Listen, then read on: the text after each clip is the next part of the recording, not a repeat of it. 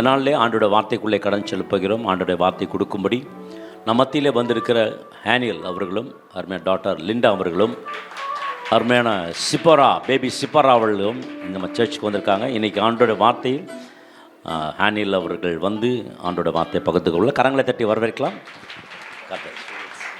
Price Lord. ரொம்ப சந்தோஷம் நம்மளுடைய சர்ச்சில் வந்து ரொம்ப நாள் கழித்து திருப்பியும் ஆண்டவருடைய வார்த்தையை சொல்கிறது எனக்கு ரொம்ப மகிழ்ச்சி. ஸோ ஆண்டவருக்கு எல்லா துதிகான மகிமை. ஓகே, ஒரு சின்ன குவிஸில் ஆரம்பிப்போம். பேரிச்ச மரங்களின் பட்டணம் ஆகியது என்னது? எகிப்து. ஓகே, எகிப்துக்கும் அந்த பேர் இருக்கான்னு எனக்கு தெரியல. ஏரிக்கோ. என்னது? எல்லாம் சத்தமாக சொல்லுங்க. ஏரிக்கோ. இன்னைக்கு ஏரிக்கோவை பற்றி தான் நம்ம சில காரியங்களை இன்னைக்கு பார்க்க போகிறோம். ஸோ அதனால் வந்து உங்கள் பைபிள் எடுத்துக்கோங்க. ஏரிக்கோ அப்படின்னா நம்மளுக்கு என்ன ஃபர்ஸ்ட் ஞாபகம் வருது? ஆமாம், எரிக்கோனாலே என்ன ஞாபகம் வருது? எரிக்கோ கோட்டை, அதனுடைய மதில்கள் இல்லையா? ஜோஷ்வாவும் வர்ஷிப்ல என்ன சொன்னாங்க? எரிக்கோவின் மதில்களை உடைப்போம், தாண்டுவோம்னு சொன்னாங்க. ஆனால் அதுக்கு முன்னாடியே ஒரு வாட்டி என்ன ஆகுது அப்படின்னா, பைபிள் எடுத்துக்கோங்க. உபாகமம் 34ஆம் அதிகாரத்தில் முதல் 4 வசனங்கள் படிங்களேன். பின்பு மோசே மோவாபின் சமனான வெளிகளிலிருந்து எரிகோவுக்கு எதிரான நேபோ மலையிருக்கும் பிஸ்காவின் கொடிமுடியில் ஏறினான். எந்த மலை மேல் ஏறினான்? சத்தமா. நான் நிறைய வாட்டி சொல்லியிருக்கேன். நான் எனக்கு பிள்ளைங்கள்ட்ட பேசி பேசி ஒரு பழக்கம் உண்டு. ஸோ என்ன எதிர்பார்ப்பேன்? உங்ககிட்ட இருந்து என்ன எதிர்பார்ப்பேன்? ஒரு ரெஸ்பான்ஸ் எதிர்பார்ப்பேன். ஸோ என்ன மலைக்கு மேலே ஏறினான்? நேபோ என்ற மலையிருக்கும் ஏறினான். தொடர்ந்து அப்பொழுது கர்த்தர் அவனுக்கு தான் மட்டுமுள்ள கீலேயாத் தேசம் அனைத்தையும், நப்தலி தேசம் அனைத்தையும், எப்பிராயிம் மனைசே என்பவர்களின் தேசத்தையும், கடைசி சமுத்திரம் வரைக்கும் உள்ள யூதா தேசம் அனைத்தையும் தென்புறத்தையும் சோர் வரைக்கும் உள்ள பேரிச்சை பட்டணம் என்னும் ஊர் முதற்கொண்டு எரிகோவின் பள்ளத்தாக்காகிய சமனான பூமியையும் காண்பித்தார். அப்பொழுது கர்த்தர் அவனை நோக்கி, நான் உங்கள் சந்ததிக்கு கொடுப்பேன் என்று ஆபிரகாமுக்கும் யாக்கோபுக்கும் ஆணையிட்ட தேசம் இதுதான். இதை உன் கண் காணும்படி செய்தேன், ஆனாலும் நீ அவ்விடத்திற்கு கடந்து போவதில்லை என்றார். ஓகே, சந்தோஷமான ஒரு காரியமா சோகமான ஒரு காரியமா? அது மோசே வந்து எதற்காக அழைக்கப்பட்டார்? கானான் தேசத்துக்கு இஸ்ரவேல் ஜனங்களை எகிப்துல இருந்து கொண்டு போய் சேர்ப்பதுக்காக. ஆனா மோசே வந்து என்ன பண்ணாரு? ஒரு சின்ன ஒரு காரியம் அவர் பண்ணதுனால என்னாச்சு? அவர் வந்து அந்த ப்ராமிஸ, அந்த வாக்கு தத்தத்தை பார்க்க முடிஞ்சிச்சு, ஆனா எடுத்துக்க முடியல. நான் சும்மா நேற்று மேப்ல போயிட்டு பார்த்தேன். இந்த நேபோ அப்படின்ற அந்த மலைக்கும் எரிக்கோக்கும் எவ்வளோ தூரம் இருக்குன்னு போய் பார்த்தேன். சும்மா கெஸ் பண்ணுங்க எவ்வளோ தூரம் இருந்திருக்குன்னு. 25 கிலோமீட்டர். எவ்வளோ கிலோமீட்டர்? ஸோ ஒரு மலையின் மேல இருந்து பார்க்கும்போது ஒரு 25 கிலோமீட்டர் வந்து ரொம்ப என்னவா தெரிஞ்சிருக்கும்? பக்கமாக தெரிஞ்சிருக்கும். சரி, மோசேக்கு வந்து ஏன் வந்து அந்த அந்த ப்ராமிஸை வந்து ஆண்டவர் கொடுத்தும் அவர்னால ஏன் அதை வந்து எடுத்துக்க முடியல? என்ன பண்ணாரு? கண்மலையே ஆண்டவர் என்ன சொல்லியிருப்பாரு? அந்த உன்னுடைய கோலை எடுத்துக்கோ, ஆனா அங்க போய் பேசு. ஸோ இவர் என்ன பண்ணியிருப்பாரு? அடிச்சிருப்பாரு. ஸோ அது வந்து கீழ்ப்படிதல். ரெண்டாவது, அது ஏன் அவர் வந்து அப்படி ஆயிருக்கலாம் அப்படின்னா, ஒரு 40 வருஷத்துக்கு முன்னாடி என்ன இருக்கும், இதே மாதிரி இன்னொரு இடத்துல என்ன இருக்கும், ஹோரேப் ஆகின்ற இன்னொரு மலையில இவர் என்ன பண்ணியிருப்பாரு? கோல் எடுத்திருப்பாரு. அங்கே ஆண்டவர் என்ன சொல்லியிருப்பாரு? அப்படின்னு சொல்லியிருப்பாரு. ஸோ அது ஒரு ஹேபிட், ஒரு பழக்கமாக அவருக்கு இருந்த ஒரு காரியமா இருந்திருக்கலாம். மூணாவது என்ன, அந்த ஒரு வசனம் என்ன சொல்லுது அப்படின்னா, என்னாகமம் 20:12 படிங்க. பின்பு கர்த்தர் மோசேயையும் ஆரோனையும் நோக்கி, இஸ்ரவேல் புத்திரரின் கண்களுக்கு முன்பாக என்னை பற்றி நீங்கள் என்னை விசுவாசியாமற் போனபடியினால் இந்த சபையாருக்கு நான் கொடுத்த அவர்களை கொண்டு போவதில்லை என்றார். அப்ப ஆண்டவர் சொல்ற ஒரு காரணம் என்ன? நீங்க என்ன கனம் பண்ணாதபடி. அது எதனால? அவ்விசுவாசத்தினால, விசுவாசம் இல்லாததுனால. அப்போ கீழ்ப்படியாமை அவிசுவாசத்துக்கு சமம். என்னது? கீழ்ப்படியாமை சொல்லுங்க, அவிசுவாசத்துக்கு சமம். ஸோ ஆண்டவர் நம்ம விசுவாசிக்கிறோம், சபைக்கு வரோம், அது ஒரு பக்கம் இருந்தாலும் ஆண்டவர் சொல்றதை என்ன பண்ணணும்? நம்ம கேட்கணும். ஸோ எரிக்கோ நம்மளுக்கு கற்றுக் கொடுக்கிற முதல் காரியம் தவறிவிட்ட வாய்ப்புகள். ஆமென். சரி, இப்படி கேட்போமே, எத்தனை பேருக்கு இந்த வருஷத்துல ஆண்டவர் சொன்ன வாக்குத்தத்தம் நிறைவேறுச்சு? எல்லாமே கை தூக்குனீங்களா? ஏன் தூக்கல? ஸோ இதுதான் காரணம் நான் சொல்ல வரல. ஆனால் ஒருவேளை ஏதாவது ஒரு காரியம் ஆண்டவர் நம்மகிட்ட பேசியிருப்பாரு. ஏன்னா கிட்டத்தட்ட 50 வாரங்கள் இருக்கு இல்லையா? ஒவ்வொரு வாரமும் ஆண்டவர் ஏதாவது ஒரு காரியம் நம்மகிட்ட பேசியிருப்பாரு. ஆனால் மேபி நம்ம என்ன பண்ணியிருப்போம், அதை மோசே மாதிரி அது அவிசுவாசம், ஆண்டவர் மேல விசுவாசம் உண்டு, ஆனால் என்ன பண்ணியிருக்கிறோம், அதை கீழ்ப்படியாமைன்றதுனால. ஒருவேளை ஆண்டவர் என்ன சொல்லியிருப்பாரு, நீ எப்படி பண்ணுப்பா அப்படின்னு சொல்றத நம்ம என்ன பண்ணியிருப்போம், இல்ல ஆண்டவரே நான் எப்படி பண்ண மாட்டேன், நான் இப்படி தான் பண்ணுவேன்னு சொல்லி என்ன பண்ணியிருப்போம், ஆண்டவர் கிட்ட ஆண்டவர் வந்து கோல் எடுனாரு. கோல் எடுனோடனே நம்மளுக்கு என்ன தோணுது, அடிக்கணும். எதுக்கு? கோல்னா என்னது? அடிக்கிறதுக்கு. ஆனா ஆண்டவர் கோல் எடுத்துட்டு என்ன சொல்றாரு, பேசு. ஸோ முதல் காரியம் எரிக்கோ நம்மளுக்கு கற்றுக் கொடுக்கிறது இந்த வருஷத்துல, மேபி உங்களுக்கு ஏதாவது ஒரு ஒரு ஒரு ப்ராமிஸ் வேர்ஸோ இல்லாட்டி ஏதாவது ஒரு பேசின ஒரு வார்த்தையோ மற்றவங்க எல்லாருக்குமே நடக்குது, ஆனால் எனக்கு நடக்கலை அப்படின்னும் போது எரிக்கோ நம்மளுக்கு என்ன சொல்லுது அப்படின்னா, மோசையை போல நீங்கள் 25 கிலோமீட்டர் தாண்டி அதை பார்க்க வேண்டாம், கீழ்ப்படியாமை மாற்றிக்கொள்ளுங்க அப்படின்னு சொல்லி எரிக்கோ நம்மளுக்கு கற்றுக் கொடுக்கிறது. அடுத்தது நீங்கள் ஒரு சொன்னீங்களே, எரிக்கோன்னு என்ன சொன்னீங்க, மதில்கள் இல்லையா? ஸோ மோசைக்கு அடுத்தது யார் வந்து ஆண்டவர் சூஸ் பண்ணாரு, யோசுவா இல்லையா? ஸோ யோசுவா என்ன பண்ணாரு, 6ஆம் அதிகாரத்தில் வந்து நீங்க படிச்சீங்க அப்படின்னா ஆண்டவர் என்ன சொல்லியிருப்பாரு, நம்ம எல்லாருக்கும் தெரிஞ்ச ஒரு சம்பவம் தான். 6 நாட்கள் ஒரு முறை அந்த மதிலை சுற்றி நடந்துவாங்க. 7ஆம் நாள் எத்தனை முறை, 7 முறை. அந்த சுற்றி வந்ததுக்கு முடிச்சதுக்கு அப்புறம் எக்காலம் என்ன பண்ணுவாங்க, ஊதுவாங்க. அப்போ எல்லாம் பண்ணும், மக்கள் எல்லாமே ஆர்ப்பரிக்கணும், கம்பீரமா கத்தணும்னு சொல்லி ஆண்டவர் சொல்லியிருப்பாரு. இது இவங்க பண்ணாங்களா இல்லையா? பண்ணாங்க இல்லையா? எக்ஸாக்டா ஆண்டவர் என்ன சொன்னாரோ அதை டிட்டோவா பண்ணாங்க. ஆனா இந்த காலத்துல என்ன ஆகுதுன்னா, எத்தனை பேர் ஃபோன் வச்சிருக்கீங்க கையில? ஃபோன் உங்கள்கிட்ட இல்லையா? ஃபோன் வச்சிருக்கீங்கல்ல, அப்புறம் ஏன்பா? எத்தனை பேர் வந்து நோக்கியா அந்த பழைய காலத்து சின்ன ஃபோன் வச்சிருக்கீங்க? நிஜமாவையா?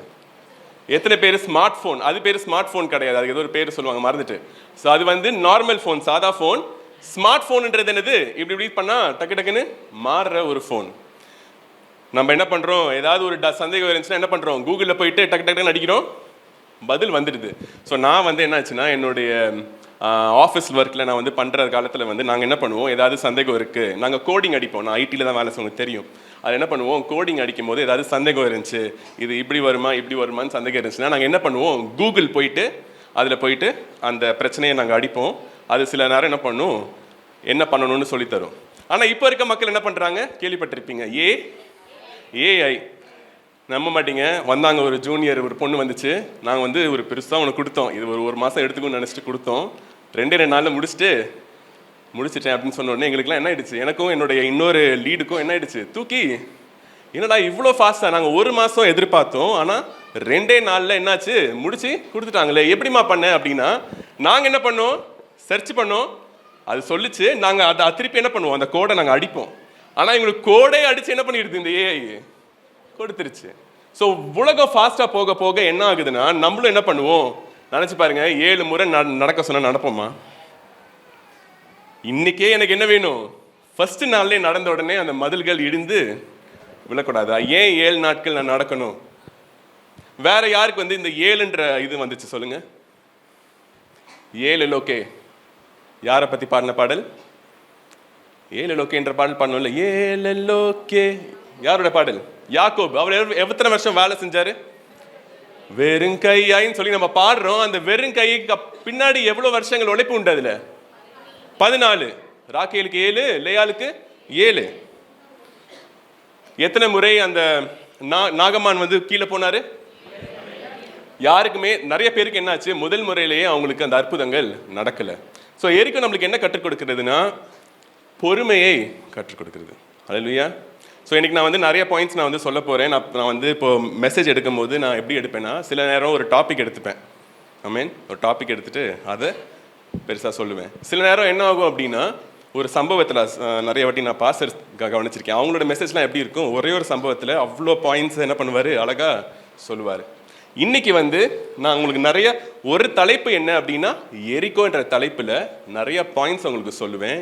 ஆண்டவர் உங்களுக்கு அடுத்த வருஷத்துக்கு ஒரு வேளை இதுதான் உங்களுக்கு ஏதோ மிஸ் ஆகுதுன்னா அதை நீங்கள் கற்றுக்கொண்டு மாற்றிக்கொள்ளுங்க. ஸோ ஃபர்ஸ்ட் என்ன பார்த்தோம், நம்ம மோசேயோடைய காரியத்தில் தவறி விடப்பட்ட வாய்ப்புகள். ஒரு நல்ல ஒரு ப்ராமிஸ் ஒரு நல்ல வந்தாலுமே ஒரு வாக்குத்தத்தம் வந்தும் நம்ம என்ன பண்ணுறோம், சில நேரம் தவறதுக்கு ஏன் காரணம் அப்படின்னா அவிசுவாசம். நான் தான் ஆண்டவர் சர்ச்சுக்கு ஒழுங்காக போகிறேனே, ஆண்டவர் சொல்கிறத இந்த சர்ச்சில் சொல்கிறதா நீங்கள் செய்கிறீங்களான்றது முக்கியம். ரெண்டாவது இப்போ நம்ம பார்த்தது என்னது, எரிக்கோ என்ன நம்மளுக்கு கற்றுக் கொடுக்கிறது அப்படின்னா பொறுமை. சொல்லுங்கள், பொறுமை. சில நேரம் காத்திருக்கிறது ஆண்டவர் சொல்கிற ஒரு காரியம். நிறைய பேர் வந்து 7 முறை சுற்றினாங்க, 7 முறை கீழே போயிட்டு வந்தாங்க. ஸோ ஆண்டவர் வந்து அதுவும் இந்த வேகமாக போகிற இந்த உலகத்தில் நமக்கு என்ன தேவை, பொறுமை. வெளிப்படுத்தல் விசேஷம் 3:8 நமக்கு எல்லாருக்குமே தெரிந்தது, திறந்த வாசலை.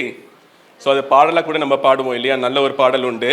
ஆனால் அதுக்கு பின்னாடி ஒன்று இருக்குன்னா, உன் கிரியைகளை அறிந்திருக்கிறேன், உனக்கு கொஞ்சம் பலன் இருந்தும் நீ என் நாமத்தை மறுதறியாமல். அப்போ அது ஒரு ப்ராசஸ். சொல்லுங்க, திறந்த வாசல் நம்ம ரீச் பண்ணணும்னா நம்ம அதுக்கு நோக்கி என்ன பண்ணணும், டிராவல் பண்ணி போகணும். அந்த டிராவலுக்கு என்ன தேவை, பொறுமை தேவை.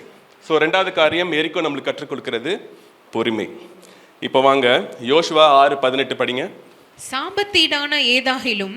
ஸோ அந்த எரிக்கோ பட்டணத்துல ஆண்டவர் சொல்ற ஒரு காரியம், யோசுவா மூலியமா சொல்ற ஒரு காரியம், சாப தீடானதில் ஏகாதிலும் எடுத்துக்கொள்ளுகிறதுனாலே நீங்கள் சாபத்தீடாகாத படிக்கும் இஸ்ரவேல் பாளையத்தை சாபத்தீடாக்கி அதை கலங்க பண்ணாத படிக்கும் நீங்கள் சாபத்தீடானதற்கு மாத்திரம் எச்சரிக்கையாயிருங்கள். நல்ல கவனிங்க, எல்லா திறந்த வாசல்களும் ஆண்டவருடைய வாசல்கள் இல்லை.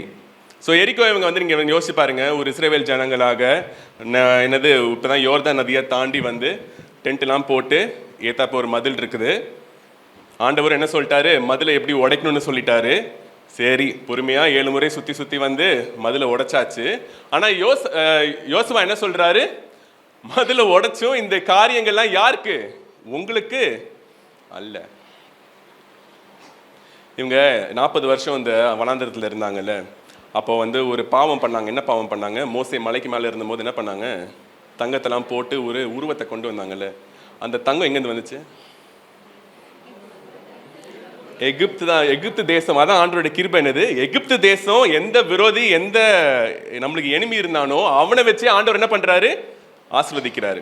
ஆனா இங்க தெளிவா ஆண்டவர் என்ன சொல்றாரு, நீ கானானுக்குள்ள வந்துட்ட, கானானுக்குள்ள நீ வந்து மோதிர முதல் மனுஷர்கள் யாரு, எரிக்கோ. ஆனா இவங்கள வந்து பத்தி என்ன வார்த்தை இருக்கு, சாபம். இந்த காரியங்கள் எரிக்கோல இருக்க காரியங்கள் என்னது, சாபம். நீங்க என்ன பண்ணணும், முழுசா என்ன பண்ணிடணும், அழிச்சிடணும் அப்படின்னு ஆண்டவர் சொன்னாரு. 19ஆம் வசனம், சகல வெள்ளியும் பொன்னும் வெண்கலத்தினாலும் இரும்பினாலும் செய்யப்பட்ட பாத்திரங்களும் கர்த்தருக்கு பரிசுத்தமானவைகள், அவைகள் கர்த்தரின் பொக்கிஷத்தில் சேரும் என்றான். உங்களுக்கு அது தேவையில்ல, அது யாருடையது, கர்த்தருக்குரியது.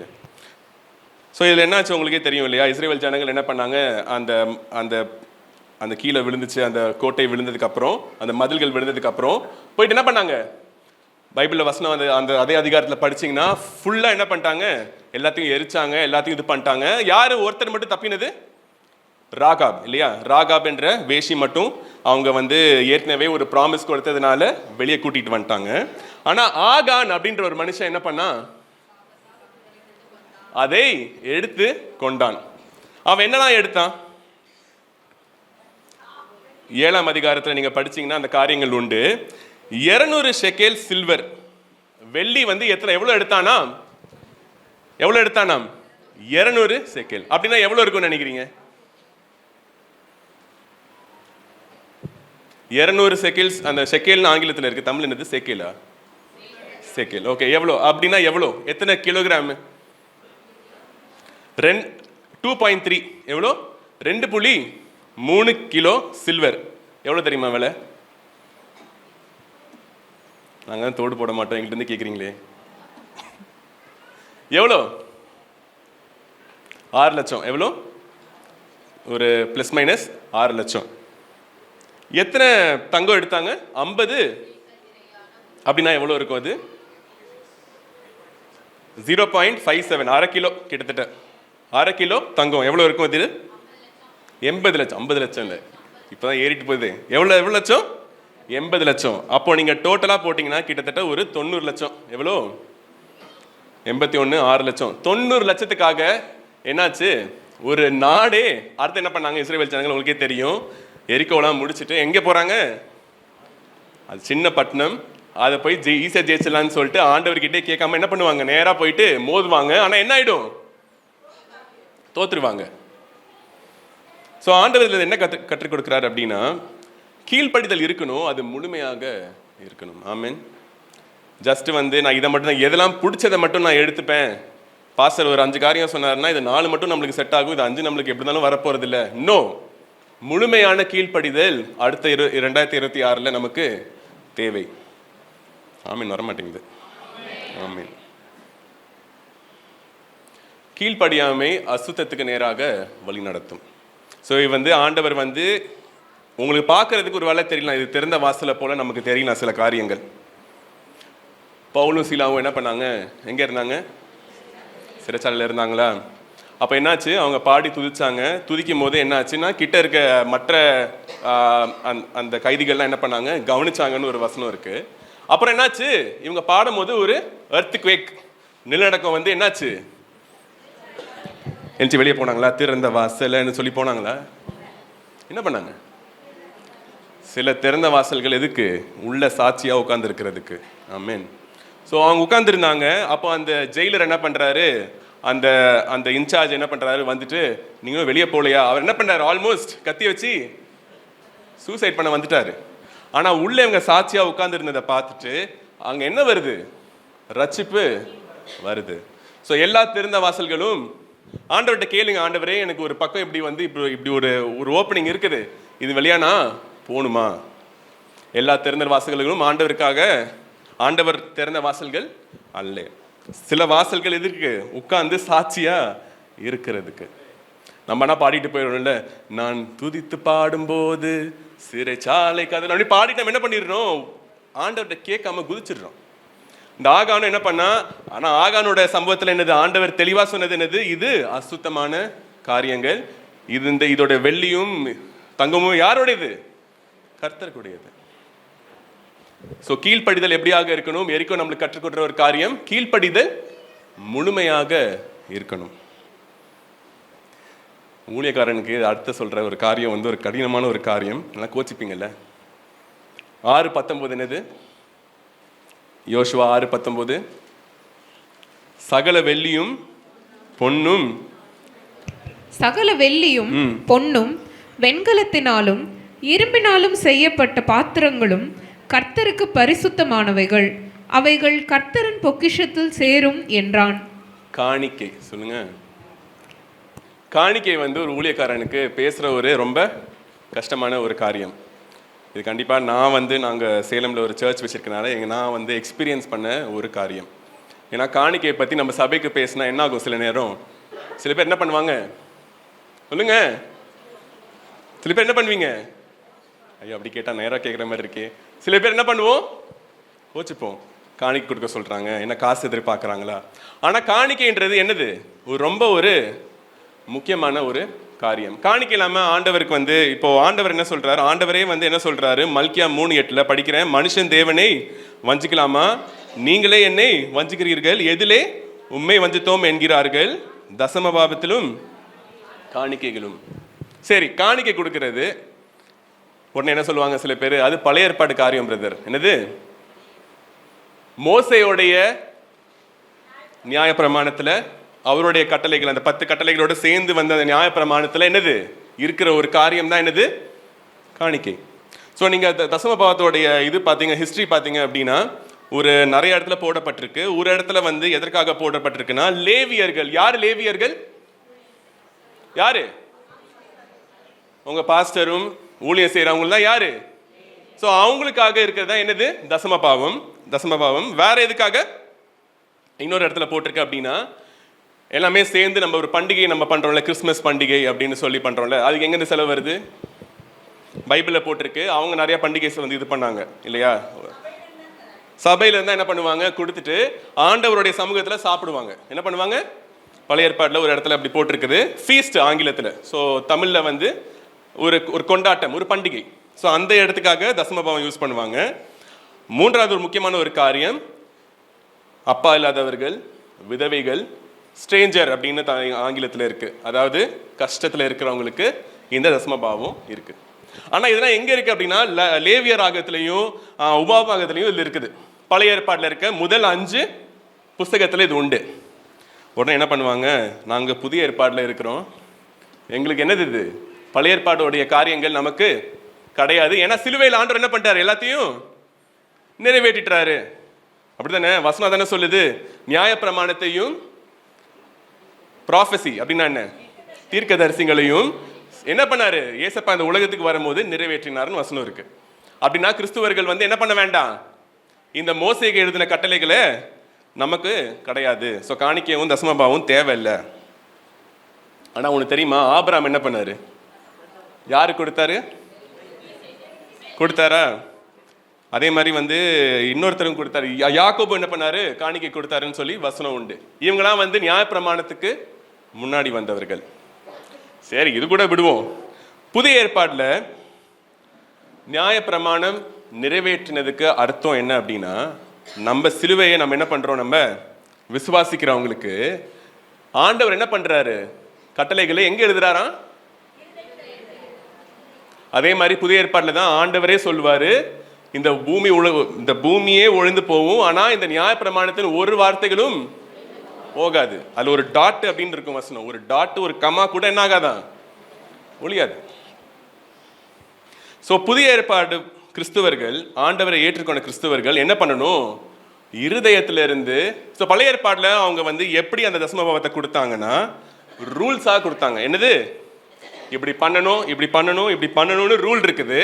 அதை அவங்க கீழ்ப்படிந்து கொடுத்தாங்க. ஆனால் புதிய ஏற்பாட்டில் இருக்க நம்ம என்ன பண்ணணும், அன்புனால இருதயத்தில் இருக்கிற மற்றவங்க மேல இருக்க அன்புனால கொடுக்கணும். ஏன்னா ஆண்டவர் என்ன சொன்னாரு, இந்த எல்லா கட்டளைகளையும் எத்தனை கட்டளைகளை முடிச்சாரு, எது ஆண்டவரை ஒன்னு பிறர் இடத்துல அப்படின்னும் போது என்ன ஆயிடுது, இந்த விதவைகள், அப்பா இல்லாதவங்களுக்கு வந்துடுது. இன்னொன்னு என்னது, அப்ப யாருக்கு எங்க வரணும் காணிக்கை, அன்புனால வரணும். கட்டளை இல்லாம கட்டளைகளையோ இல்லாட்டி மற்றவங்க ஃபோர்ஸ் பண்ணியோ இல்ல இங்க கெஞ்சினதுனாலயோ வராம எதுல வரணும், அன்புனால வரணும். 2 கொரிந்தியர் 9:6-7 தெரிஞ்ச வசனம். பின்னும் நான் சொல்லுகிறது என்ன என்றால், பின்னும் நான் சொல்லுகிறது என்னவெனில், சிறுக விதைக்கிறவன் சிறுக அறுப்பான், பெருக விதைக்கிறவன் பெருக அறுப்பான். அவனவன் விசனமாயும் அல்ல, விசனம் எல்லாமே சொல்லுங்க, சேர்ந்து சொல்லுங்க, விசனமாயும் அல்ல, கட்டாயமாயும் அல்ல, தன் மனதில் நியமித்தபடியே கொடுக்க கடவன். உற்சாகமாய் கொடுக்கிறவனிடத்தில் தேவன் பிரியமாய் இருக்கிறார். அப்ப ஆண்டவர் தசம 10% கேட்கல, எவ்வளவு முடியுதோ. ஆமா, பழைய ஏற்பாடே பெட்டர்னு தோணுதா, 10% கொடுத்துட்டு போயிடலாம். அப்படி இல்லை, எப்படி இருக்கணுமா அந்த தசமபாவத்தில் கொடுக்கறது, அன்புனால. ஸோ 2026 என்ன பண்ணணும், நம்மளுடைய சபை வளரணும், நம்மளுடைய சபை காரியங்கள் பெருசாகணும் அப்படின்னா சபையார் நம்ம தான் என்ன பண்ணணும், ஆண்டவருக்காக. காணிக்கை பற்றி பேசுகிறேன்னு நினச்சிக்காதீங்க, இது ஆண்டவர் சொன்னதுனால நான் பேசுகிறேன். எரிக்கோ நம்மளுக்கு என்ன கற்றுக் கொடுக்கிறது, ஆண்டவருக்கு காணிக்கை கொடுக்க சொல்லுது. அடுத்த ஒரு காரியம் வாங்களேன், புதிய ஏற்பாட்டில் எரிக்கோ இங்கே வரும். நாங்கள் சின்ன வயசில் இருக்கும்போது ஒரு நல்ல ஒரு பாடல் பாடுவோம், இப்படி தெரியும்னு நினைக்கிறேன். எரிக்கோ என்ற ஊரிலே அப்படின்னு சொல்லி ஒரு பாடல் பாடுவோம். எத்தனை பேர் தெரியும்னு தெரியல, தெரியுமா, தெரியாதா? ஒரு மனிதன் வாழ்ந்து வந்தானாம், அவன் ஆயக்காரனாம் அப்படின்னு சொல்லி ஒரு பாடல் பாடுவோம். ஜக்கேயு இன்னொருத்தர், ஜக்கேயு ஒருத்தர், இன்னொருத்தர் யாரு, பர்த்திமேயு. சொல்லுங்க, பர்த்திமேயு. மார்க்கு 10:46. சோ எரிகோல தான் இந்த சம்பவம் நடக்குது.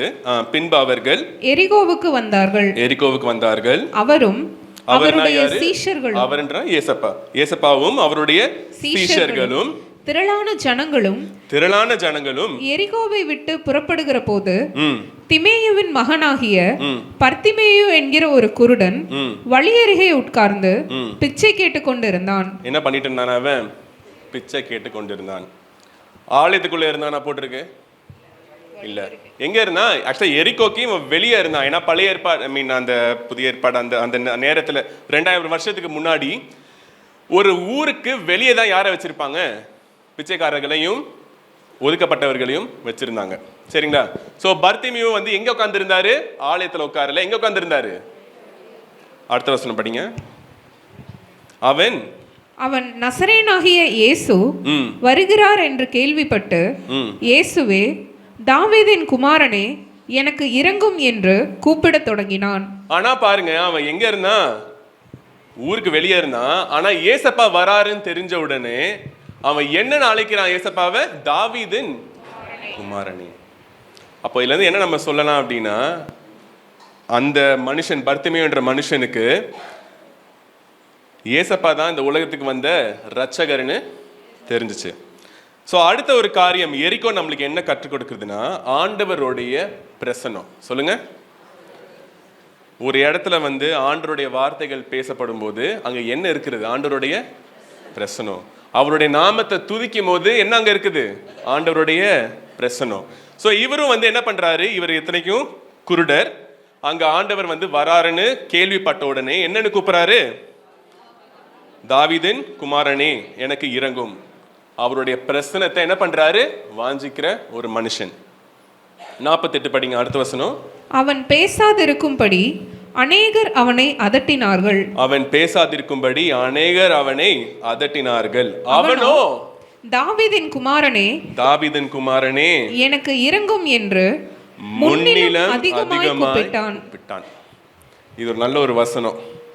ஏன்னா நான் எத்தனை பேருக்கு இந்த மாதிரி சேலஞ்ச் இருக்குன்னு தெரியல.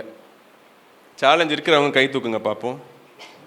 ஆண்டவருடைய பிரச்சனத்தையோ அவருடைய ஆலயத்துக்கு போகிறதுக்கோ பிரச்சனை இருக்கு அப்படின்னு சொல்றவங்க, இந்த மாதிரி பிரச்சனை சரி என்ன மாதிரி வரும்? யாரோ 2 பேர் கை தூக்குனீங்களே, யார்? நீங்க தூக்குனீங்க தானே? என்ன பிரச்சனை உங்களுக்கு? நீங்க தூக்குனீங்க தானே யாரோ? இதுல ஆண்டவருடைய சமூகத்தை வரவேற்கிறதுக்கு எனக்கு ஒரு தடை யாருக்கும் இல்லைல்ல? அப்போ நீங்களாம் கிருபை உங்களுக்கு அதிகமாக இருக்குன்னு அர்த்தம். ஆமென். தடை இருக்கிற பகுதிகள் உங்களுக்கு நல்லாவே தெரியும். நார்த் இந்தியாவில் உண்டு. நார்த் இந்தியா போக வேண்டாம். அது வந்து வேற மாதிரி தடைகள். என்னது? வெளியே இருந்து பிரச்சனைகள். நீங்கள் இப்போ கூட கிறிஸ்மஸ் நியூஸ் நிறையா பார்த்துருப்பீங்க. என்ன பண்ணுறாங்க? சில பேர் என்ன பண்ணாங்க? சபையில் போய் அடிக்கிறது எல்லாமே பார்த்துருப்பீங்க. குடும்பத்திலேருந்து ப்ரெஷர். என்னது? ஃபர்ஸ்ட் ஜென்ரேஷன் பிலீவர்னு நம்ம சொல்லுவோம் இல்லையா? ஸோ அவங்களுக்குலாம் என்ன தடை? ஆண்டவருடைய பிரச்சனத்தை வாய மூடுறா அப்படின்னு சொல்றது யாரு? வீட்டில் இருக்கவங்களும் என்ன சொல்றாங்க? சர்ச்சுக்கெல்லாம் போகக்கூடாது. ஃப்ரெண்ட்ஸு, இந்த யூத் பிள்ளைங்க, யூத் பசங்களாம் இருக்கீங்களே, என்ன சொல்லுவாங்க? அதுவும் நான் பார்த்துருக்கேன். என்னுடைய சர்ச்சில், அங்கே சேலமில் ஒரு சர்ச்சில் வந்து நாங்கள் ஊழியம் செய்கிற சர்ச்சில் ஸ்விம்மிங் போகிறான். நான் என்ன போகிறான்? ஏண்டா ஸ்விம்மிங்காடா போவ அப்படின்னு கேட்டா, இல்லைண்ணா அப்போ தான் காலையில் தான் சண்டே தான் ஃப்ரீயாக இருக்கும். டே சண்டே ஃப்ரீனா எங்கே வரணும்டா? நீ சர்ச்சுக்கு வரணும். ஆனால் ஃப்ரெண்ட்ஸோட எங்கே போகிறது? வெளியே. விரோதிகள். ஸோ நான் இப்போ பார்த்தோம் இல்லையா, நார்த் இந்தியா மாதிரி பகுதிகளில் விரோதிகள் என்ன பண்ணுறாங்க? தடையாக இருக்கிறாங்க. அவிஸ்வாசமும் என்னது? ஒரு வகையான ஒரு தடை. ஸோ வீட்டிலே இருப்போம், நம்ம சர்ச்சு போகணும்னு தோணுவோம், சர்ச்சு போய் மட்டும் என்னத்தை பண்ண போகிறோம்? அது என்னது? அவிஸ்வாசத்தின் காரியங்கள். யூத்துன்னு வரும்போது, அதுவும் நான் சொன்னேன்ல, யூத்துக்கு என்ன வேணும்? ஏன் சர்ச்சுக்கு வரீங்கன்னு கேட்டால் என்ன சொல்வீங்க? என்னடா திரும்பி இப்படி ஏன் பக்கம் வராரு இவர், இது கீழே உட்காந்துருக்கலாம். நம்ம எதுக்குப்பா சர்ச்சுக்கு வரீங்க? வீட்டில் இருக்கவங்க திட்டுவாங்க வராங்க. சரி, வேறதுக்கு வரீங்க? ஃப்ரெண்ட்ஸுக்காக எத்தனை பேர் வரோம் சர்ச்சுக்கு? ஃப்ரெண்ட்ஸு பார்க்க வரோம் அப்படின்னு சொல்லி வராங்க உண்டு. வேறதுக்கு வரீங்க? அண்ணா அதான் அந்த பக்கம் பார்த்தீங்களா, அங்கேயே போயிடலாம்ல நீங்கள். மியூசிக். Very good. இதான் எதிர்பார்த்தேன். என்னது? மியூசிக்காக சர்ச்சுக்கு. மியூசிக் போடுறவங்க நான் தப்பா சொல்லலை. சில பேர் என்ன பண்ணுறாங்க? மியூசிக் நல்லா இருக்குன்னு என்ன பண்ணுவாங்க? சர்ச்சுக்கு. அந்த மியூசிக்கில் என்ன பாட்டு பாடுறோம், ஜாஷ்வா வந்து என்ன வார்த்தைகள் சொல்கிறான்றதை கவனிக்காமல் என்ன பண்ணுறோம்? இந்த கார்டு நல்லா இருக்குது, வைபா இருக்குது. என்னது? வைபா இருந்தால் சர்ச்சுக்கு என்ன பண்ணுறாங்க? வராங்க. யூத்துக்கு என்ன தேவை? இந்த எக்ஸைட்மெண்ட் இல்லையா? ஸோ நிறைய வாட்டி என்ன பண்ணுவோம்? ஃபாஸ்டா பாடல் போட்டு நல்லா டம் டம் நடிக்கும் போது நல்லா இருந்துச்சு ஆராதனை. ஆராதனை எதுல உண்டு? மியூசிக் ஆராதனைக்கு தேவை, நான் இல்லைன்னு சொல்லலை. ஏன்னா தாவீதோடைய காலத்துலலாம் அவர் மியூசிக்லாம் போட்டாருன்றது இருக்குதுண்ணா. மியூசிக் தேவையில்லைன்னு நான் சொல்லலை. ஆனால் மியூசிக் ஆராதனை ஆக்காதீங்க. ஆமென். மியூசிக் ஆராதனையே லிஃப்ட் பண்ணும். ஆனால் மியூசிக்காக இந்த மியூசிக் நல்லா இருந்துச்சு, இவன் கீபோர்டு ஒழுங்காக போட மாட்டான், நோ. ஆராதனைன்றது எங்கே இருந்து வருது? இருதயத்தில் இருந்து. ஸோ வைபுக்காக சர்ச்சுக்கு சில பேர் என்ன பண்ணுவாங்க? பெரியவங்களுக்கு என்ன பிரச்சனை? கடன் பிரச்சனை. ஸோ கடன்லேயே இருக்கிறவங்க, இல்லாட்டி கடன், இல்லை வீட்டில் வந்து ஏதாவது சண்டை, இதெல்லாம் என்னது? சர்ச்சுக்கு வராமல் இருக்கிறதுக்கு என்னது? தடைகள், ரீசன்ஸ். ஸோ இவர் வந்து என்ன பண்ணுறாங்க? அவன் பேசாதபடிக்கு அநேகர் அவரை அதட்டினார்கள். அவனும் என்ன பண்ணான்? இன்னும் அதிகமாய் எனக்கு இறங்கும் என்று முன்னிலும் அதிகமாய் கூப்பிட்டான். பிரச்சனையை பார்க்காதீங்க, பரிசுத்தரை பாருங்க. பிரச்சனையை பார்த்தா என்ன ஆகிடும்? பாதி நேரம் தடையா வர ஆரம்பிச்சிடும். என்னைக்கு நம்ம பிரச்சனையை பார்க்குறோமோ, ஆராதனை நம்ம ஆண்டவருக்கும் நமக்கும் இருக்க அந்த லிங்க் என்ன ஆகிடும்? நீ யோசிச்சு பாருங்க. ஆராதிக்கிறதுக்காக நிற்கிறீங்க, இங்கே வந்து ஜோஷ்வாவோ பாஸ்டரோ இல்லாட்டி வர்ஷிப் லீடர்ஸோ யாரோ வந்து பேசும்போது உங்கள் பிரச்சனையை பற்றி யோசிச்சா என்ன ஆகும்? அது சாத்தான் கொண்டு வர ஒரு பெரிய டிஸ்ட்ராக்ஷன். இங்கே வந்து என்ன பண்ணாதீங்க? பிரச்சனைகளை பற்றி யோசிக்காதீங்க. ஆவியோடும் உண்மையோடும் தொழுது கொள்ளுங்க. பிரச்சனையை விட்டுருங்க. எத்தனை பேர் வந்து கை தூக்க வேண்டாம், வீட்டில் போயிட்டு பிரியாணி செய்யணும்னு யோசிச்சிங்க? வர்ஷிப் எடுக்கும் போது, இல்லை இப்போ உட்காந்துருக்கும் போது போய் சமையல் செய்யணும், எப்போ முடிப்பார், இன்னும் 10 மணி தான் ஆகுதுன்னு ஃப்ரீயாக என்ன பண்ணுங்க? அவரை ஆராதனை செய்யுங்க. ஸோ எரிக்கோ நம்மளுக்கு என்ன கற்றுக்கொள்ளுதுன்னா, ஆண்டவருடைய பிரசனத்தை விரும்பணும். அடுத்த ஒரு காரியம், அதே சம்பவத்தில் தான் 10ஆம் அதிகாரம், அதே அதிகாரத்தில் 51ஆம் வசனம். இயேசு அவனை நோக்கி யாரை நோக்கி? பர்த்திமேயு என்ற அந்த குருடனை நோக்கி, நான் உனக்கு என்ன செய்ய வேண்டும் என்றிருக்கிறாய் என்றார். என்ன செய்ய வேண்டும் என்றிருக்காய் என்றான். அதற்கு அந்த குருடன் ஆண்டவரே நான் பார்வை அடைய வேண்டும் என்றான். இயேசு அவனை நோக்கி, நீ போகலாம், உன் விசுவாசம் உன்னை ரட்சித்தது என்றார். உடனே அவன் பார்வையடைந்து வழியிலே இயேசுவுக்கு பின் சென்றான். ஆமென். ஸோ அவர் என்ன பண்றாரு? ஆண்டவர் என்ன எதிர்பார்க்கிறாருன்னா, நான் வந்து பைபிள் படிக்கும் போது எனக்கு வந்து புரிஞ்ச காரியம், ஒரு மிராக்கிள் நடக்கணும். எத்தனை பேருக்கு மிராக்கிள் நடக்கணும்னு ஆசை? ஹீலிங் நடக்கணும்னு ஆசை? என்ன 2 காரியங்கள் வந்து எப்பயுமே நான் பார்த்த வரைக்கும் ஆண்டவர் கேட்டது. ஒன்று என்னது? விசுவாசம். 2வது என்னதுன்னா ஆவிக்குரிய மன்னிப்பு. சொல்லுங்க, ஆவிக்குரிய ரீதியில மன்னிப்பு. ஸோ ஆண்டவர் என்ன சொல்றாரு?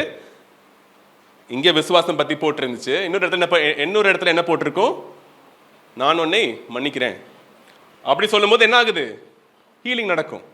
ஸோ 2 காரியங்கள் ஆண்டவர் எதிர்பார்க்கிறது. ஒன்று பரிசுத்தம், ஆண்டவர்கிட்ட கன்ஃபஸ் பண்ணி ஆண்டவரே அப்படின்னு ஏற்றுக்கொள்ளும் போது அந்த உறவு ஃபார்ம் ஆகுது. 2வது ஆண்டவர் என்ன எதிர்பார்க்கிறாரு? விசுவாசம். விசுவாசம் என்றது என்னது? காணாததை, அதுதான் என்னது? விசுவாசம். ஸோ நமக்கு வந்து என்ன நடக்க போகுது நமக்கு தெரியாது, ஆனால் விசுவாசத்தில் இருக்கும் போது அது ஆண்டவர் என்ன பண்ணுவார்? நடத்தி காண்பிப்பார். ஸோ இங்கேயும் என்ன ஆகுதுன்னா, அவன் வந்து ஆண்டவரை வந்து கேட்குறாரு என்ன வேணும்னு. எனக்கு, ஆனால் இதுக்கு ஒரு வசனம் முன்னாடி போங்களேன், 10:50 போங்க. அதுதான் அந்த விசுவாசத்தின் தொடக்கம். உடனே அவன் தன் மேல் வஸ்திரத்தை கழட்டி எறிந்துவிட்டு எழுந்து இயேசுவினிடத்தில் வந்தான். ஆமென். ஏற்கனவே இந்த மேல் வஸ்திரம் பத்தி யாருக்கு தெரியும்? ஏற்கனவே மேல் வஸ்திரம் எதற்காக? அவங்களுக்கு என்னது? அடையாளம். இன்னொன்று வந்து என்னது? அவங்க குளிரில் வந்து இருக்கிறதுக்கு அந்த மேல் வஸ்திரம் தான் என்ன பண்ணும்? உதவி செய்யும். அப்போ அவன் அந்த மேல் வஸ்திரத்தை அவன் என்ன பண்ணா? எரிந்து விட்டு வந்தான். அப்படின்னா என்ன அர்த்தம்? ஆல்ரெடி எக்ஸ்பெக்டேஷன், ஃபெய்த் இருக்குது. ஸோ எரிகோக்கு வெளியே, ஆலயத்துக்கு வெளியே இல்லை, எரிகோக்கே வெளியே இருக்கிற ஒரு மனுஷனுக்கு தேவகுமாரன் யாருன்னு அறிந்து அவர் அங்கே வராருன்னு தெரிஞ்ச உடனே அவர் கூப்பிட்றாருன்னு தடை வருது. தடைகளை தாண்டி அவர் கத்துறாரு, ஆண்டவரே ஆண்டவரேன்னு கத்துறாரு. பிரசனத்தை எதிர்பார்க்குறாரு. பிரசனம் வந்ததுக்கு அப்புறம், ஆண்டவர் கூப்பிட்டதுக்கு அப்புறம் என்ன பண்றாரு? பழைய காரியங்களை எரிந்து போடுறார்கள். ஸோ அந்த ஆண்டவருடைய பிரசனத்தை நம்ம லிங்க் பண்றதுக்கு பழைய காரியங்கள், ஆங்கிலத்தில் ஹேபிட்ஸ்னு சொல்லுவோம். ஹேபிட்னா என்னது? பழக்கங்கள் இல்லையா? சிலது நான் அப்படியே சொல்கிறேன் பாருங்க. சர்ச்சுக்கு வரவங்களுக்கே நானே பார்த்துட்டு கொஞ்சம் ஷாக் ஆன சில காரியங்கள். சர்ச்சுக்கு வரவங்க மூட நம்பிக்கைகள், மூட நம்பிக்கைகள். அமாவாசை கரெக்டாக அந்த டேட்டு, இந்த டேட்டு, இதில் தான் சர்ச்சுக்கு வரவங்க என்ன பண்ணுறாங்க? ஜோதிடம் என்ன பண்ணுறாங்க? இந்த டைமில் தான், இந்த டைமில் வச்சா தான் நல்ல நாள், கெட்ட நாள். ஆண்டவருடைய சமூகத்தில் எல்லாமே நல்ல நாள். வேற என்ன? இந்த பழக்கங்கள், நம்ம தூக்கி எறிய வேண்டிய பழக்கங்கள். உங்களுக்கே தெரியும், உங்களோட ஆண்டவர் பேசுவார் நான் நம்புகிறேன். சில பேர் வந்து ரொம்ப யோசிச்சுட்டே இருப்பாங்க. வரிஸ், ஐயோ ஐயோ ஐயோன்னு யோசிக்கிறதே என்னது? நம்மள என்ன பண்ணும்? ஆண்டவரோட பிரச்சனத்தை போய் பிடிக்காம இருக்கிறதுக்கு அந்த மேலாடையாக அது என்ன இருக்கும்? நம்மளை தடுக்கும். இச்சைகள். ஆண்டவர்கிட்ட வந்து போகணும், மிராக்கிள்ஸ்லாம் நடக்கணும், பெரிய காரியங்கள் நம்ம வாழ்க்கையை மாறணும்னா என்ன ஆகணும்? சுயம் சாம்பலாய் மாறணும். சின்ன பாவங்கள் சொல்லுங்க. பொய் சொல்றது, சும்மா, அதாவது பொய் சொல்றதுனா பெரிய பொய்லாம் இல்லை, சும்மா அப்படியே, என்னம்மா கிளம்பிட்டியா? அதோ வந்துட்டேனே வந்து சேர்ந்துட்டேனே. பொய் தான். ஆமென். இது ஒரு பெரிய டாபிக். நான் வந்து முன்னாடி பேசியிருந்தது ஒன்று, இங்கே இல்லை, சேலமில் வெள்ளை பொய்கள் அப்படின்னு சொல்லி ஒன்று பேசினேன் ஒரு வாட்டி. ஒயிட் லைஸ் அப்படின்னு சொல்லி ஒரு காரியம் உண்டு. என்னது ஒயிட் லைஸ்? சொல்லுங்க. லைனா என்ன? பொய். வெள்ளைனா என்ன? தமிழ் அப்படி ஒரு வார்த்தை இருக்கான்னு தெரியல, ஆனால் ஆங்கிலத்தில் அது என்னது? ஒயிட் லைஸ் அப்படின்னு சொல்லுவாங்க. தெரியுமா? கேள்விப்பட்டிருக்கீங்களா ஒயிட் லைஸ்னா? அப்படின்னா என்ன? சத்தமா எனக்கு கேட்க மாட்டேங்குது நிஜமாவே, சாரி. ஓ, பச்சை பொய். சரி, அப்படி இல்லை. ஒயிட் லைஸ் அப்படின்னா பாஷா சொல்றது. Very good. என்னது? பாஷா சொல்றது. இப்போ ஒன்றும் இல்லைங்க. இப்போ வந்து புருஷன் பொண்டாட்டி இருக்காங்க, சாம்பார் ரசம் மாதிரி இருக்குது. புருஷன் என்ன சொல்றோம்? சாம்பார்லேயே பெஸ்ட். சரி, நான் என்ன சொல்றேன், அதுக்கு நான் அவங்கள வந்து கஷ்டப்படுத்த வேண்டாம். ஆனால் சும்மா அந்த பொய்கள் சொல்றோம் தெரியுமா? சில வாட்டி என்ன ஆகும், அப்பாக்கும் பையனுக்கும் சண்டை வரும், ஆல்மோஸ்ட் வெடிக்கும், டொம்னு வெடிக்கிற போற நேரத்தில் யார் வந்து காப்பாற்றுவா? உள்ள வந்து என்ன வந்து சொல்லுவாங்க? அவன் படிச்சுட்டு தாங்க இருந்தான் நேற்று ஃபுல்லா, அவன் டிவி பார்க்கலங்க, நான் கூட தான் இருந்தேன். என்னது இது? இப்போ நடக்குமா உங்க வீட்டில்? இதுவும் என்னது? பொய்கள் தான். ஸோ ஆண்டவர் வந்து நம்மளை எப்படியே இருக்கணும்னு எதிர்பார்க்குறாரு? முடிஞ்ச அளவுக்கு அவரை போல பரிசுத்தமாக இருக்கணும்னு எதிர்பார்க்குறாரு. ஸோ சின்ன காரியங்கள் ஒருவேளை தடையாக இருக்கலாம்னு சொல்ல வரேன். ஆமென். சின்ன நம்ம எதிரே பார்க்க மாட்டோம். என்னடா இதுவா, இது போய் நம்மளை வந்து ஒரு தடையாக இருந்துச்சா? ஸோ ஆண்டவருடைய பிரச்சனத்தை நம்ம வந்து உணர்றதுக்கு இந்த வஸ்திரத்தை நம்ம கழட்டி போட வேண்டும். அது சின்ன காரியங்களை கூட இருக்கலாம். இது எப்பவுமே சொல்ற ஒரு காரியம். ஜெபம் பண்ணுங்க, பைபிள் படிங்க, சர்ச்சுக்கு வாங்க. என் நாமத்தினாலே எதை கேட்டாலும், இந்த வசனத்தை எல்லாம் பிடிச்சுப்போம். எதை கேட்டாலும் நீர். ஆண்டவரே 5 டிராக்டர் தாங்க எனக்கு. ஆனா இன்னொரு வசனம் என்ன சொல்லுது? சித்தத்தின்படி. ஆமென். எதை கேட்டாலும் செய்வேன்றது இல்லை, அவருடைய சித்தத்தின்படி செய்யணும். அவர் சித்தத்தின்படி செய்யணும்னா பைபிள் படிச்சிருக்கணும். அப்பதான் அவருடைய சித்தம் என்னன்னு தெரியும். பைபிள்ல இச்சையாதீங்கன்னு சொல்லுது. அப்போ இச்சையா நம்ம 5 காரியங்களை கேட்டோம்னா நடக்காது. ஆமென். ஆமென். வர மாட்டேங்குது. ஆமென். ஸோ பைபிளை படிச்சு ஆண்டவரே உங்க சித்தத்தை என்னன்னு அறிந்து கொண்டு அதன்படி நம்ம செய்யும் போது, ஸோ பர்தேமியோ ஸோ சித்தம்னு வரும்போது குணமாக்குறது ஆண்டவருடைய சித்தம் எப்பயுமே. ஹல்லேலூயா. எங்கேயுமே நான் வந்து பைபிள் நான் பார்த்த வரைக்கும் எனக்கு சுகம் வந்து எனக்கு வேணும்னு சொன்னவங்களுக்கு நீ போயிட்டு உனக்கு சுகம்லாம் கிடைக்காதுன்னு ஆண்டவர் எங்கேயுமே சொல்லலை. பழைய ஏற்பாடு புதிய ஏற்பாடு எங்கேயாவது சொன்னீங்கன்னா என்கிட்ட வந்து சொல்லுங்கள். நாகமானா இருந்தாலும் சரி, புதிய ஏற்பாடில் பர்தேமியா இருந்தாலும் சரி, வேற ஒரு விதத்தில் சுகம் நடந்திருக்கும். இந்த 7 முறை ஸ்டெப் பை ஸ்டெப்பாக ஆர் உடனே வெயிட் பண்ணி, பட் கண்டிப்பாக சுகம் வந்து ஆண்டவருடைய சித்தம். வியாதிகள் இருந்தால் மாறுவதாக. ஆமென். இயேசு நாமத்தில். ஸோ அடுத்த காரியம் ஆண்டவர் என்ன சொல்றாருன்னா, எரிகோ நம்மளுக்கு என்ன கற்றுக் கொடுக்கிறது? மிராக்கிள்ஸையும் சுகத்தையும் கற்றுக் கொடுக்கிறது. ஓகே, அதே அதிகாரத்தில் அதே சம்பவத்தில் 52ஆம் வசனம். இயேசு பர்த்திமேயை நோக்கி, இயேசு அவனை நோக்கி, நீ போகலாம், உன் விசுவாசம் உன்னை ரட்சித்தது என்றார். உடனே அவன் பார்வை அடைந்து அவன் வீட்டுக்கு திரும்பினான். வழியிலே இயேசுவுக்கு பின் சென்றான். வீட்டுக்கு போனானா, இயேசு பின்னாடி போனானா? Faith is a continuous process. Amen. விசுவாசம் என்றது என்னது? அந்த ஒரு சம்பவத்துக்கு அப்புறம் மறந்து போற ஒரு காரியம் அல்ல. எரிகோ என்ன கற்றுக் கொடுக்கிறது அப்படின்னா, ஆண்டவர்கிட்ட இருக்க அந்த உறவு ஒரு தொடர்ச்சியான உறவு. ஸோ நிறைய பேர் என்ன பண்ணுவோம், ஆசீர்வாதத்தை எதிர்பார்த்து வரும் காணப்பெறும். ஆனால் ஆண்டவர் எதிர்பார்க்குற ஒரு காரியம் என்ன? தொடர்ச்சியான ஒரு உறவு. ஆண்டவர் என்ன சொல்றாரு? நீ போகலாம். ஆண்டவர் போக சொல்லலை, என்ன பண்றாரு மேபி பார்த்துருப்பாரு.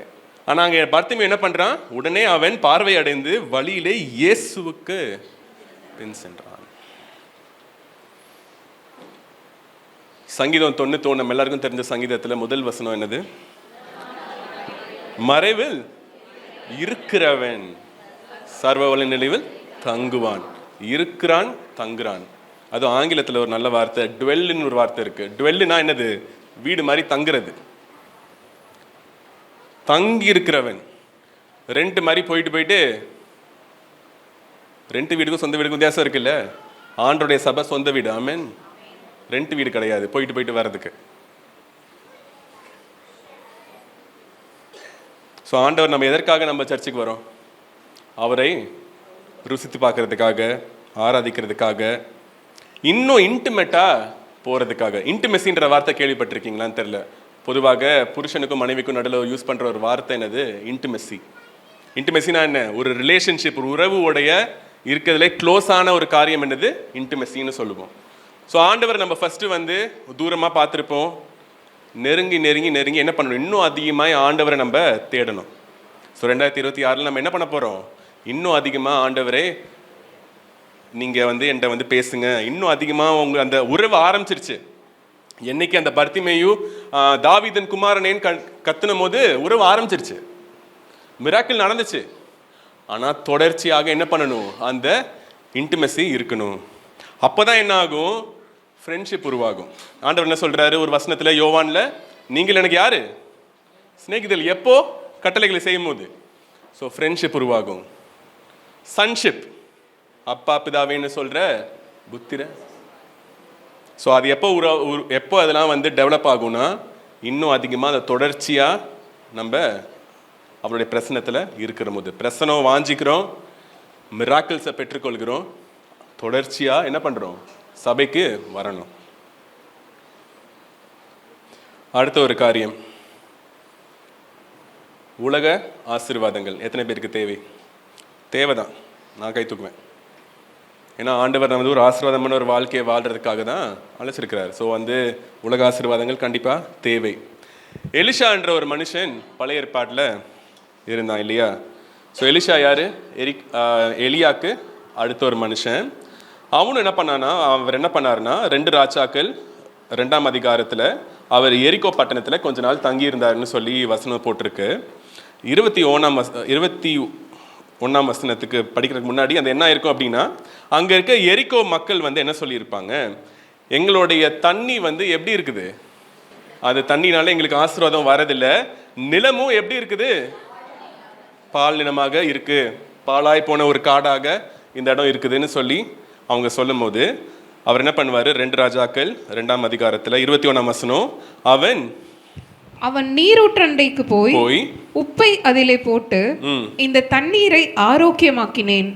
இனி இதனால் சாவும் வராது, நிலப்பாழும் இராது என்று கர்த்தர் சொல்லுகிறார் என்றான். ஆமென். ஸோ உலகத்தின் ஆசீர்வாதங்களும் ஆண்டவர் எரிகோ நம்மளுக்கு என்ன ஞாபகப்படுத்துது? ஆண்டவரால அவருடைய ஊழியக்காரர்கள் மூலமாக நமக்கு என்ன வரும்? உலகத்தின் ஆசீர்வாதங்களும் வரும்.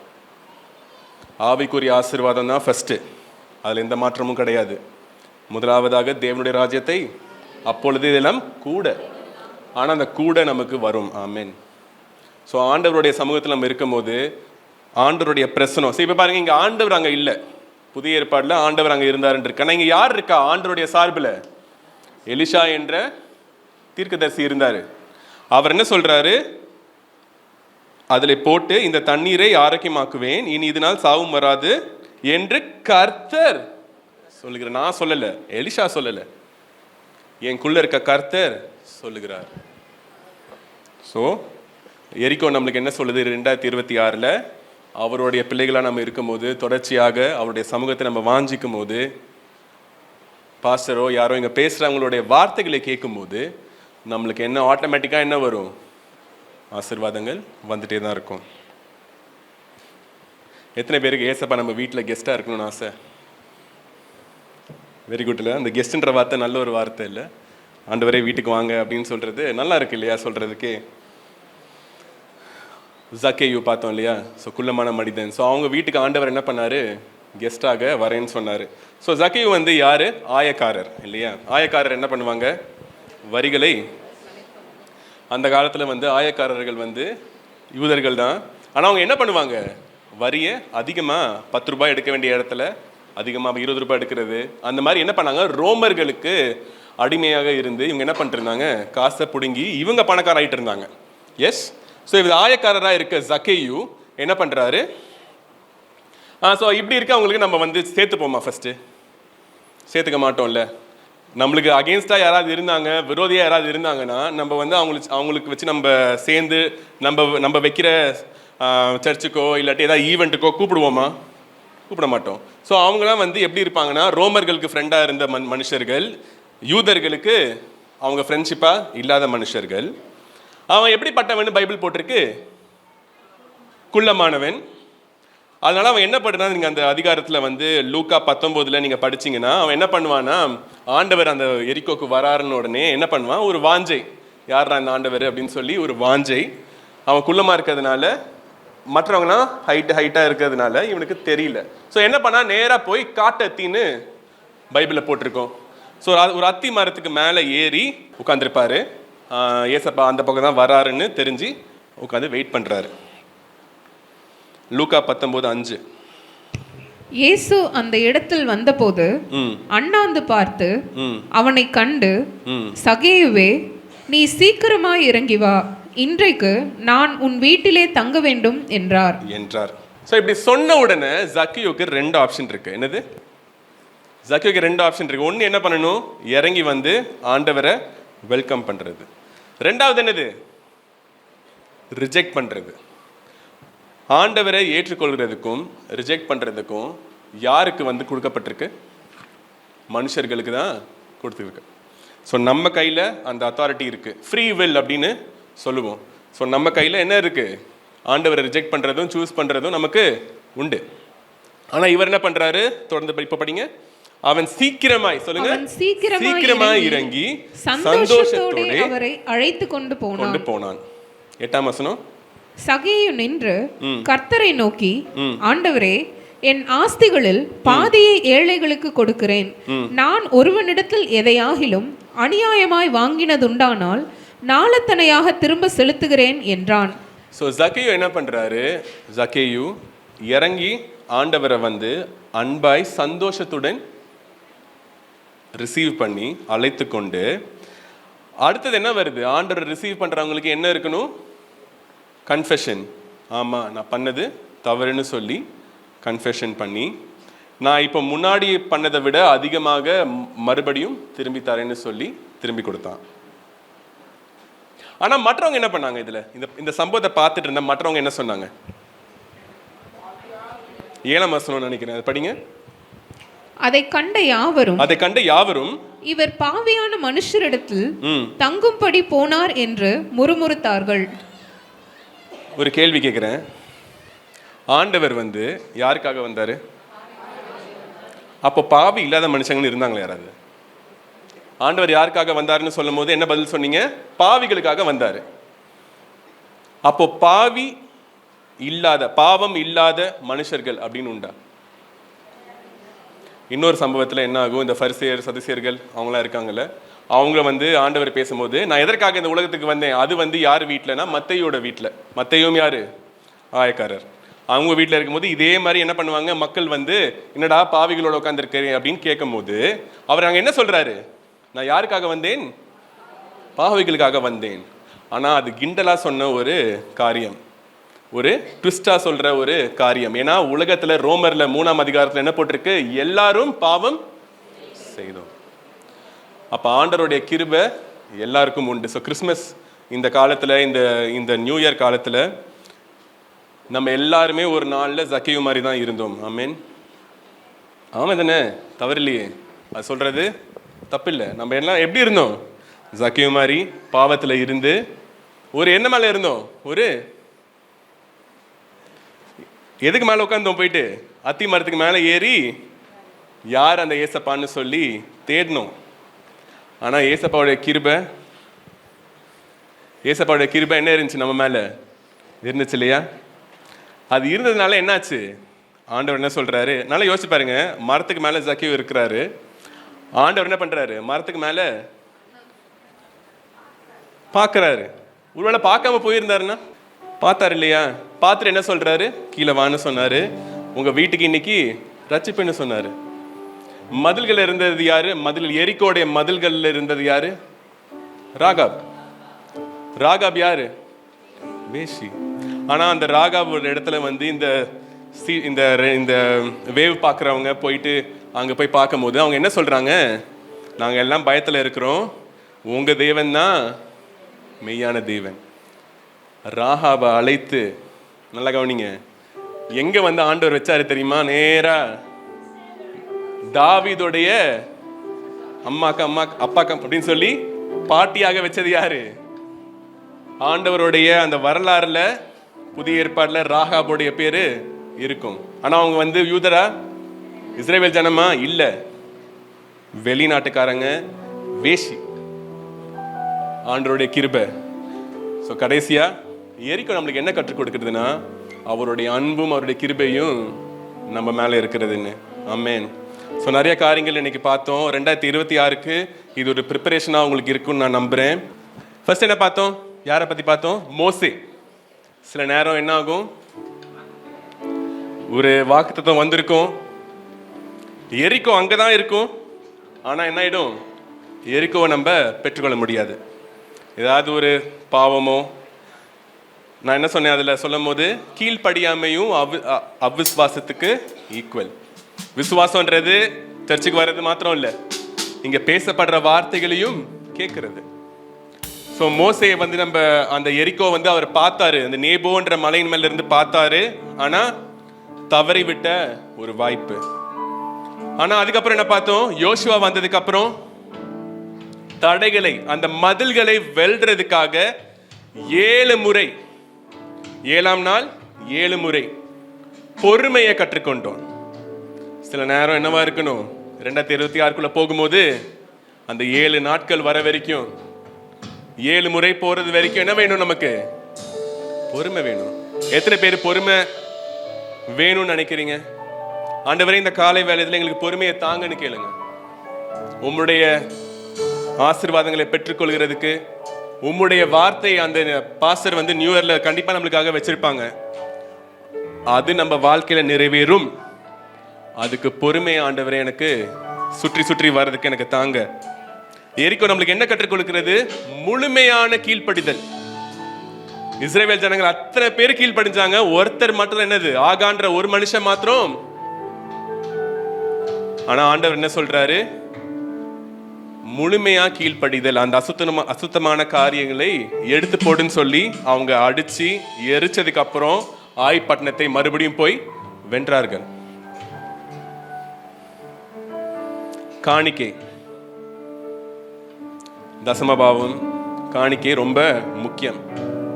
அது பழைய ஏற்பாடு கான்செப்ட், நான் கொடுக்க மாட்டேன்றது இல்ல. புதிய ஏற்பாடுல ஆண்டவர் என்ன சொல்றாரு, 10% இல்ல, உற்சாகமாய் கொடுன்னு சொல்றாரு. 10 தாண்டி 20 தாண்டி. வில்லியம் கோல்கேட்னு ஒருத்தர் இருப்பாரு, போய் தேடி பாருங்க.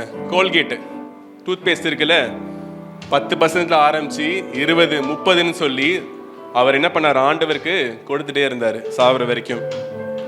காணிக்கைகள் ரொம்ப முக்கியம். அடுத்து என்ன பார்த்தோம், பர்த்திமேயு என்ன பண்ணாரு, தேவகுமாரனேன்னு சொல்லி, தாவீதின் குமாரனேன்னு சொல்லி ஆண்டோட பிரசனத்தை 2026 என்ன பண்ணுங்க? சபைக்கு எதுக்கு வரீங்க? ஃப்ரெண்டை பார்க்கறதுக்கு இல்ல. எதுக்கு வரீங்க? ஆண்டவரை தேடி வாங்க, அவர் வார்த்தைகளை தேடி வாங்க. பிரசனத்தை நம்ம வாஞ்சிக்கும் போது என்ன நடக்கும்? நீங்க எதிர்பார்க்கிற ஹீலிங்கோ, எதிர்பார்க்கிற மிராக்கிளோ, எதிர்பார்க்கிற சேஞ்சோ ஆண்டவர் கண்டிப்பா என்ன பண்ணுவாரு? செய்வார். தொடர்ச்சியா என்ன பண்ணணும்? பர்த்திமேட் ஆண்டவர் என்ன சொன்னாரு? வீட்டுக்கு போப்பானாரு. ஆனா இவர் என்ன பண்ணாரு? தொடர்ந்து, ஆண்டவரே உங்க பின்னாடி தான் நான் வருவேன். சோ ரிலேஷன்ஷிப் வந்து தொடர்ச்சியாக இருக்கணும். ஏசப்பாக்கும் நமக்கும் இருக்க உறவு எப்படி இருக்கணும்? தொடர்ச்சியாக இருக்கணும். ஆட்டோமேட்டிக்கா என்ன ஆகும்? ஆண்டவருடைய சமூகம் இருக்கும்போது, அவருடைய பிரசனம் இருக்கிற இடத்துல உங்களுக்கு என்ன வரும்? உலகத்தின் ஆசீர்வாதங்கள் கண்டிப்பா ஆண்டவர் கொடுப்பாரு. ஆண்டவரை தேடும் போது ஆட்டோமேட்டிக்கா வரும். கடைசியா எத்தனை பேர் சொல்ல முடியும், என்னை விட எத்தனை பேர் தகுதியா இருந்தாலும் அவருடைய கிருபை என்னை தேடி வந்துச்சுன்னு? ராகாபா தான் இருந்தோம்.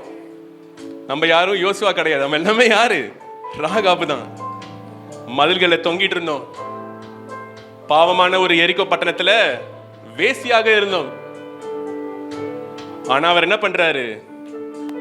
ராகாபோட வீட்டுக்கு தான் அந்த வேவு பாக்குறவங்க போறாங்க. ராகாபோட வீட்டுக்கு வேவு பாக்குறவங்க போறாங்க. அவர் ஆண்டவரை என்ன பண்றாரு? அவர் தான் உண்மையான தெய்வம்னு சொல்லி அறிக்கை செய்கிறாரு. ஆண்டவருடைய கிருபை நம்ம மேல இருக்கிறது, அவருடைய அன்பு நம்மளை தெரிந்து கொண்டிருக்கிறது. பாடலாமா? என்னை விட எத்தனை பேர் தகுதியாக இருந்தும் என்னை மட்டும் கிருபை என்று உயர்த்தி வைத்ததே. பாடுங்க. என்னை விட எத்தனை பேர் தகுதியாக இருந்தும் என்னை மட்டும் கிருபை என்று உயர்த்தி வைத்ததே. எனக்கா எத்தனை கிருபை, என் மேல் அளவற்ற கிருபை. என்னை விட எத்தனை பேர் தகுதியாக இருந்தும் என்னை மட்டும் கிருபை என்று தேடி வந்ததே. என்னை விட எத்தனை பேர் நல்லவனாக இருந்தும் என்னை மட்டும் கிருபை என்று உயர்த்தி வைத்ததே. உங்க கிருபை என்னை வாழ வைத்ததே. உங்க கிருபை என்னை தூக்கி சுமக்குதே. உங்க கிருபை வாழ வைத்ததே. உங்க கிருபை பாட வைத்ததே. பயனற்ற நிலத்தை போல மறக்கப்பட்டவன் நான், அறுவடை காணாமல் தணிந்து போனவன் நான். பயனற்ற நிலத்தை போல மறக்கப்பட்டவன் நான், அறுவடை காணாமல் தணிந்து போனவன் நான். தரிசான என்னில் தரிசனத்தை வைத்து அறுவடையை துவக்கி வைத்தவரே. தரிசான என்னில் தரிசனத்தை வைத்து அறுவடையை துவக்கி வைத்தவரே. பாடுங்க. உங்க கிருபை வாழ வைத்ததே. உங்க கிருபை தூக்கி சுமக்குதே. உங்க கிருபை வாழ வைத்ததே. உங்க கிருபை பாட வைத்ததே. தோல்வியின் நாளங்களில் மூழ்கி போனவன் நான், வாழ்ந்திடும் நோக்கம் தானே இழந்து போனவன் நான். தோல்வியின் நாளங்களில் மூழ்கி போனவன் நான், வாழ்ந்திடும் நோக்கம் தானே இழந்து போனவன் நான். அற்பமான என்னை அற்புதமாய் மாற்றி அற்புதங்கள் செய்ய வைத்தவரே. அற்பமான என்னை விசுவாசத்துடன் பாடுறீங்களா? உங்க கிருபை வாழ வைத்ததே, உங்க கிருபை தூக்கி சுமக்குதே, உங்க கிருபை வாழ வைத்ததே, உங்க கிருபை என்னை பாட வைத்ததே. என்னை விட எத்தனை பேர் தகுதியாக இருந்தும் என்ன மட்டும் கிருபை என்று தேடி வந்ததே.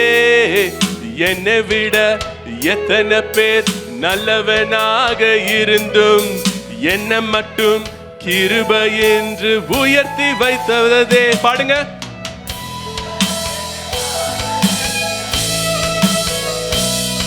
உங்களுடைய வாய்ஸஸ் அப்படியே போட்டுமே ஹெவனுக்கு.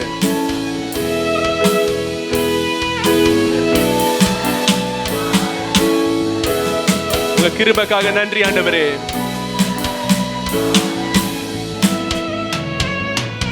ஹல்லேலூயா, உங்க கிருபை போதுமே. ஹல்லேலூயா, உங்க அன்பு போதுமே. சொல்லுங்க. ஹல்லேலூயா, உங்க கிருபை போதுமே. ஹல்லேலூயா, உங்க அன்பு போதுமே.